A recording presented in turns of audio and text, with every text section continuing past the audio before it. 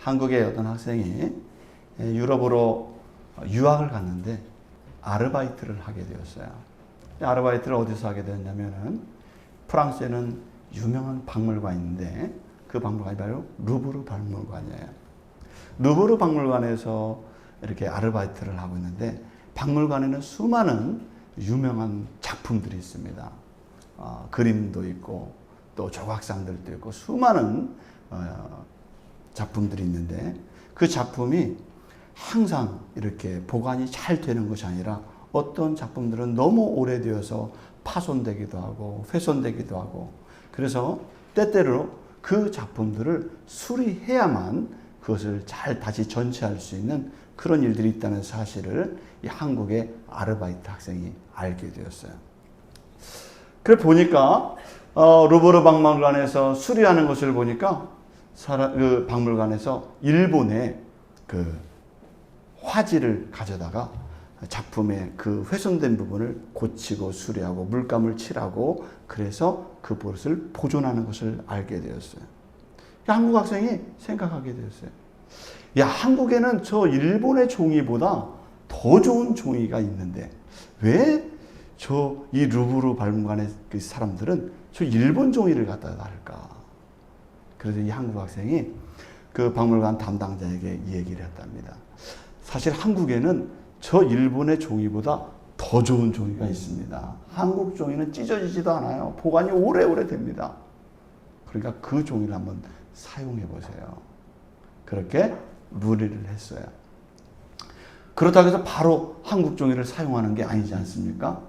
그래서 박물관 측에서는 이 세계에서 제일 좋은 종이가 어떤 종인가를 알기 위해서 중국의 선지, 일본의 화지, 그리고 한국의 한지, 그리고 유럽의 여러 종이를 가져다가 테스트를 했더니 정말 한국의 이 한지가 질기고 오래가고 훼손되지 않고 보존이 정말 용이한 종이로 선택이 되게 되었습니다. 저는 생각했어요. 루브르 박물관에 작품이 들어가면은 어떠한 작품들도 훼손되지 않고 잘 보관되어서 오랫동안 문제가 없을 거라고 생각했습니다. 그런데 사실은 아무리 좋은 박물관에 들어간다 할지라도 그 좋은 작품이 훼손된다는 거예요. 시간이 흘러가면 마모가 일어나게 되고 그리고 고치지 않으면 복원하지 않으면 그 작품은 작품으로서의 가치가 점점 떨어지게 된다는 사실입니다. 아무리 중요한 작품, 위대한 작품, 사람들이 정말 선망하는 작품이라도 세월이 흐르고 환경이 열악해지고 온도와 습도의 영향을 받게 되면 반드시 파손되고 헤어지게 되는 것이 기정사실이라는 것입니다. 어떠한 작품도 영원하지 않다는 거예요. 반드시 유지하고 보수해야 하고 복원해야만 작품으로서의 기능을 할 수가 있는 것입니다.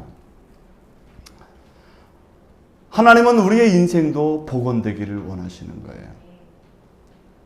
우리가 이 땅에서 하나님으로부터 귀한 존재로 이 땅에 태어나게 되었지만 이 땅을 살아가면서 오늘 우리들도 낡아지게 되고 우리 마음도 퇴색해지게 되고 우리 마음도 변형되고 우리 내면과 영혼이 귀한 모습으로 온전한 모습으로 개선되지 않으면 회복이 되지 않으면 안 되는 상황까지 우리가 그렇게 이르게 되었다는 것입니다.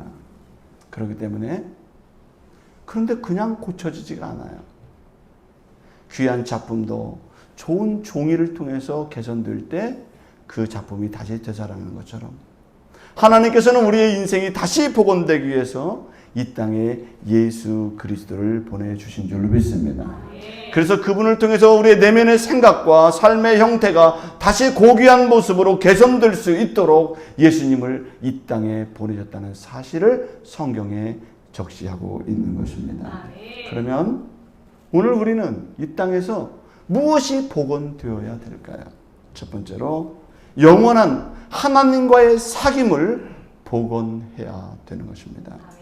3절에 있는 말씀에 보면 이렇게 됐습니다. 우리가 보고 들은 바를 너희에게 전함은 너희로 우리와 사귐이 있게 하려 함이니 우리의 사귐은 아버지와 그의 아들 예수 그리스도와 더불어 누림이라 그랬습니다. 이 사귐이라고 하는 단어는 코이노니아라고 하는 단어입니다. 우리가 서로 소통하고 연결되어야 된다는 그런 단어가 바로 코이노니아예요. 우리 사귐이라고 하는 단어는, 이 사귐이라고 하는 것은 무엇을 전제하고 있냐면, 사귐이라는 것은 언제든지 깨어질 수 있다는 것입니다. 여러분이 친절한 좋은 관계, 또 좋은 사람을 만나기도 하지만 이 땅을 살아가다 보면 어떤 일이 벌어집니까? 깨어지게 되는 것입니다. 문제가 생기게 돼요. 그런 일들이 벌어지게 되는 것입니다. 원래 하나님과 우리도 원래는 깨어지지 않았어요. 원래는 우리 하나님과의 관계가 파손되지 않았습니다. 아주 정상적이고 아주 좋은 상태였어요. 그럼에도 불구하고 왜 우리 인간이 하나님과 깨어지고 파손되고 훼손되어 버릴 수밖에 없었느냐? 그것은 모든 관계성에는 무엇을 전제로 해야 되냐면 신뢰가 있어야 된다는 것입니다. 신뢰가 있어야 돼요. 그런데 하나님과 우리 사이에 뭐가 생겼냐면 신뢰에 문제가 생기게 된 거예요. 신뢰에 문제가 생겼어요. 여러분, 우리 마음속에 어떤 한 사람에 대해서 신뢰하는 마음을 갖게 되면요, 어떤 열악한 상황이 오고 문제가 생기고 내가 억울한 일을 당하고 막 있어도 내가 신뢰하는 사람이 있으면요, 내가 그 사람은 믿어요. 쟤는 절대 그러지 않아. 왜? 내가 겪어보니까, 오랫동안 지켜보니까 신뢰할 수 있어. 그래서 이 신뢰라고 하는 것은 신뢰의 색깔이 짙을수록 그 사람과의 관계는 절대적이고 온전한 관계가 될 수가 있는 것입니다. 여러분, 이런 인간관계도 서로 신뢰하고 믿어주고, 그리고 그 사람에 대해서 여러분들이 정말 긍정적인 마음을 갖고 인간관계를 해나가시길 주의 이름으로 바랍니다. 그래서 친구는 오래된 친구가 좋다는 말이 있습니다. 친구는 금방 사귄 친구는 별로 좋은지 나쁜지 잘 몰라요. 그런데 친구는 오래될수록 그 친구의 진가와 가치를 알 수가 있는 것입니다. 왜 그렇습니까? 그 친구와 산전수전을 다 겪은 거예요. 좋은 일도 겪고 안 좋은 일도 겪었던 것입니다. 세월의 흔적을 겪으면서 어려운 일들도 만났고 위태한 순간이 있었어요. 깨어질 수밖에 없는 그런 환경이 닥쳤지만 그래도 친구로 유지할 수 있는 것은 그 친구를 여전히 신뢰하고 믿어줄 수 있는 거예요. 왜냐하면 어려움을 같이 극복해 왔기 때문인 줄로 믿습니다. 그래서 오래된 친구는 여러 친구들이 있지만 오래된 친구일수록 신뢰 지수가 높은 것입니다. 그래서 우리 청소년들도 보면, 청년들도 보면은 부모에게 얘기하지 않는 것들도요, 쪼르르 달려가가지고 누구한테 얘기해요? 친구한테 얘기해요. 이게 부모들은 헛거예요. 뭐 중요한 얘기 다 할 것 같으죠? 안 해요. 중요한 얘기 누구한테 한다고요? 친구들. 비밀은 누구한테 얘기해요? 친구한테 얘기해요. 부모님들은 다 아는 것 같고 모든 걸 다 내가 자녀를 다 돌본 것 같은데 진짜는 다 친구들이 알고 있어요. 왜냐하면 친구에게 내 속에 있는 소리를 할 수가 있기 때문에요. 신뢰하기 때문에 그래요. 그 친구를. 그 친구는 힘든 일이 있고 어려운 일을 당하면 격려해주고 위로해주고 같이 아파해주고 오랜 시간 동안 같이 한자리에서 같이 슬퍼해줘요. 그러니까 그 친구가 좋은 거예요. 그 중심에는, 그 관계의 중심에는 신뢰라는 것이 있는 것입니다. 좋은 관계다, 그 안에는 신뢰라는 것이 있는 거예요. 반대로 주변에 신뢰할 사람이 없을 때 그 사람은 인간관계에 외로움을 겪게 되는 것입니다. 내 주변에 사람이 없어. 나는 친구들이 별로 없어. 왜 그렇습니까? 어떻게 보면은 내가 그 사람들에게 신뢰할 수 있는 사람이 안 됐다는 거예요. 내가 다른 사람부터 신뢰를 받을 수 있을 때 나는 고립되지 않습니다. 억울한 일을 만나도 나에 대해서 믿어줄 수 있고 내가 인생의 쓴맛을 겪고 고통을 당하고 있어 나를 믿어줄 수 있는 사람이 있다면 여러분들은 외롭지 않을 수 있는 줄로 믿습니다. 왜냐하면 여러분들을 신뢰해 줄 수 있는 사람이 있기 때문에 그런 거예요. 그래서 사람은 인생을 살 때 신뢰받을 수 있는 삶을 한 걸음씩 한 걸음씩 하루하루 살아가야 될 줄로 믿습니다. 신뢰가 이렇게 중요한 거예요. 우리 인간관계에서도 이렇게 신뢰가 중요한데 이 신뢰의 반대는 무엇입니까? 이 신뢰의 반대는 바로 거짓이에요.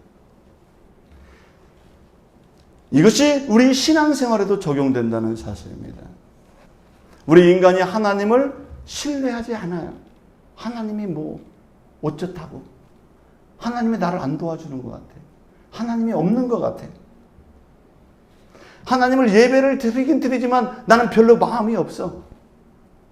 이게 바로 위선된 마음인 거예요. 하나님과 우리 인간 사이의 관계가 깨졌다는 것은 우리 인간이 하나님을 신뢰하지 않는다는 거예요. 그렇기 때문에 신뢰하지 않기 때문에 관계는 깨어지는 것입니다.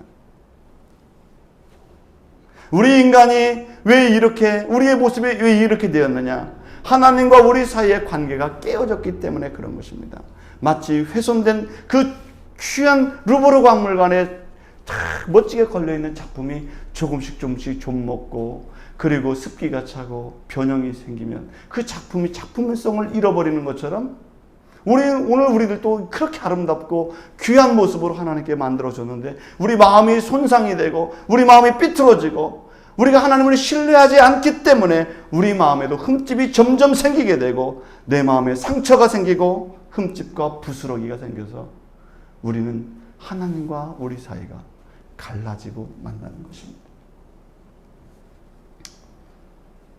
그렇기 때문에 오늘 우리들은 하나님이 만들어주신 그 고귀한 여러분의 인생의 작품을 하나님과의 관계 속에서 제대로 복원해 나가시기를 주의 이름으로 축원합니다. 깨어지고 흠집 난 것은 쓸 수가 없어요. 저는 저희 시골집에 가면은 제가 중학교 때 받은 선물이 하나 있어요. 그 선물이 뭐냐면 액자예요, 액자. 근데 그 선물을 딱 받았는데 그 액자가 제 마음을 딱 들게 했어요. 뭐냐면은 그 밑에는 성경 구절이 딱 써 있어요. 할 수 있거든이 무슨 말이냐.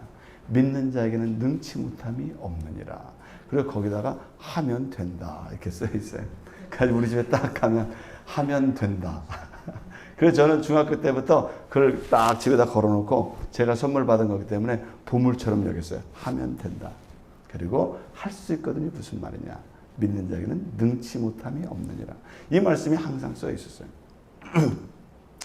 중학교 때 받은 거니까 제가 10년이 지나고 20년이 지나고 집에 가면은 이게 점점 10년 단위로 점점 바래져 가요.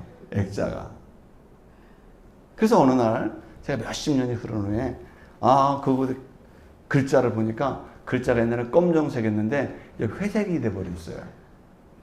좋은 액자가 아니었는데 그 액자도 이제 부식부식해지는 거예요. 그래서 더 이상 이 플라스틱이기 때문에 더 이상 걸어놓을 수가 없는 거예요. 그래서 어느 날 제가 세월 속에서 모든 부분이 훼손된 저 액자를 치워버려야 되겠다 마음을 먹었어요. 하면 된다는 마음은 내 마음속에 있는 것이고 그 말씀은 내 안에 있으니까 이제 저거 작품으로서의 가치가 떨어졌어요. 치워야 되겠다 이렇게 생각했습니다. 여러분, 젊은 날에는 나에게 그 액자가 참 보기 좋았어요. 근데 시간이 갈수록 그것이 점점 훼손돼 가요. 빛이 바래가요. 점점 부석부석해져요. 좋았던 모습이 다 일그러져 가요. 그래서 제가 어느 날 그걸 다 치워버렸어요. 아무리 좋은 작품도요, 그 작품의 역할을 하지 못하면 버려지게 되는 것입니다. 하나님은 우리가 이 땅에서 좋은 작품으로 남아있기를 원한다는 사실을 기억하기 바랍니다. 한번 여러분들은 정말 귀한 하나님의 작품인 줄 믿습니다. 옆 사람한테 인사하시기 바랍니다. 당신은 귀한 작품이십니다. 당신은 하나님의 귀한 작품이십니다. 예, 하나님의 귀한 작품이세요. 네. 하나님께서 누구 하나 여러분들과 똑같이 생긴 사람이 지구상에 있나요? 네, 작품이라는 것은 유일무이해야 돼요. 그게 작품이라고 하는 거예요. 똑같은 게 복사된 게 여러 개 있으면 작품이 아니에요. 이 세상에 딱 하나밖에 없는 것. 몇 세기가 흘러도 딱 하나밖에 없는 것. 그거를 우리는 작품이라고 하는 거예요. 그래서 이 땅에 하나밖에 없는 것은 비쌀까 안 비쌀까요? 이 세상에 단 하나밖에 없어. 세계를 통틀어서 아무리 뒤져도 하나밖에 없어. 지구 인류 역사를 다 뒤져서 하나밖에 없어. 비쌀까 안 비쌀까요? 잘 몰라요? 골동품을 좀 배우세요.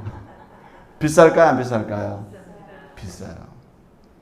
그럼 여러분들에게 질문합니다. 여러분들은 비싼 존재야 안 비싼 존재예요? 엄청 비싸요. 여기 가격으로 치면 엄청 비싸요 지금. 왜? 하나님은 여러분들을 이 세상에 태어난 창세기부터 시작해서 지금 인류가 지금 있는 이 순간까지 여러분들과 똑같이 생긴 사람은 단 한 사람도 없다는 거예요. 그렇기 때문에 여러분들은 고귀한 존재인 거예요. 하나님이 볼 때는 루브르 박물관에 있는 모나리자가 작품이 아니라 여러분들이 작품인 줄로 믿습니다. 모나리자가 10억, 100억이라고요? 여러분들은 100억, 1000억 그 이상이에요. 그렇기 때문에 하나님이 여러분들을 사기 위해서는 예수 그리스도의 죽음을 통해서만 여러분들의 생명을 살 수 있기 때문에 하나님께서 예수 그리스도를 보내신 줄로 믿습니다. 여러분들이 그만큼 귀한 작품이기 때문에 그래요. 고귀하기 때문에 그런 것입니다. 돈 주고 살 수가 없어요, 여러분들을. 이 귀한 작품이 훼손돼 가고 있는데, 마모되어져 가고 있는데, 사람들은 자기 자신 이 귀한 작품이 그렇게 망가져감에도 불구하고 방치하고 있다면 여러분 어떻게 하겠습니까? 사랑하는 성도 여러분, 그래서 하나님께서는 한국에 한지가 있다면, 이 모나리자 작품을 고치기 위해서 한지가 필요하다면 여러분들을 고치기 위해서는 예수 그리스도의 생명이 필요했던 줄로 믿습니다. 여러분들의 마음을 고쳐야 되고 여러분의 인생을 복원시켜야 되기 때문에 예수 그리스도를 이 땅에 보내신 줄을 믿습니다. 그래서 누구와의 관계를 회복하기 위해서 하나님과의 관계, 하나님과의 신뢰의 관계를 회복하기 위해서, 그래서 여러분들이 이 땅에 사람들하고만 사귀는 것이 아니라 하나님과의 진정한 사귐을 통해서 온전한 복원이 일어날 수 있도록 하나님은 예수 그리스도를 이 땅에 보내신 줄로 믿습니다. 이 신실한 신뢰를 기반으로 한 사귐이 그리스도 안에서 여러분의 삶 가운데 일어나기를 주의 이름으로 축원합니다. 두 번째, 우리는 기쁨이 복원되어야 합니다. 무엇이 복원되어야 된다고요? 네, 기쁨이 복원되어야 돼요. 여러분들이 이렇게 예배를 둥글게 앉아가지고 예배를 드리니까 제가 너무 좋은 것 같아요. 갑자기 여러분들이 너무 화목해 보여요. 옛날에는 나만 보고 있었는데 같이 보고 예배를 드리니까 너무 친절한 사이 같고 화목한 사이 같고 그렇게 보여요. 여러분들이 또 기쁘게 예배를 드리는 것도 좋아요. 하나님께서는 여러분들의 기쁨이 복원되기를 원하는 줄로 믿습니다. 성경에 보면 4절에서 이렇게 말씀하고 있어요. 우리가 이것을 쓰면 우리의 기쁨이 충만하게 하려 함이라 그랬습니다. 기쁨이 어떻게 되기를 원하냐면은 충만하기를 원하신다는 거예요. 하나님은 도대체 왜 우리에게 기쁨이라는 것이 다시 복원되기를 원하실까요? 이 기쁨이 충만이라고 하는 이 충만은 이 헬라어로 어떤 의미를 가지고 있냐면 완전한 기쁨을 의미하고 있는 것입니다. 전부 갖추어진 기쁨을 얘기하고 있어요. 여러분, 우리에게 완전한 기쁨이 여러분의 생활 가운데 있었습니까?